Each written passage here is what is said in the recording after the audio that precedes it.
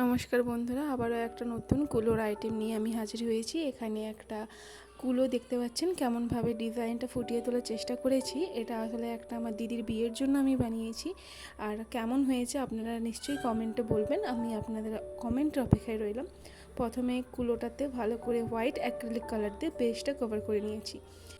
এরপর একটা রেড কালারের অ্যাক্রিলিক কালার নিয়েছি, যেটা আমি ধারগুলোকে ভালো করে কালার করে নিয়েছি এবং ধারগুলোকে ভালো করে কালার করার পর আবারও একটা অরেঞ্জ কালারের অ্যাক্রিলিক কালার দিয়ে তার পাশে হালকাভাবে ব্লেন্ড করতে করতে কালারটাকে ফুটিয়ে তুলেছি।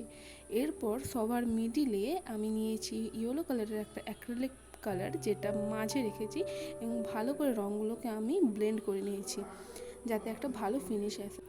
এরপর 000 তুলি নিয়ে আমি আমার ইচ্ছে মতো কুলোটাতে বিভিন্ন রকমের ডিজাইন তুলে ধরেছি, যেটা দেখতে পাচ্ছেন আপনারা। আর আমি হোয়াইট কালারটাকেই আমি বেছে নিয়েছি কলকা আঁকার জন্য।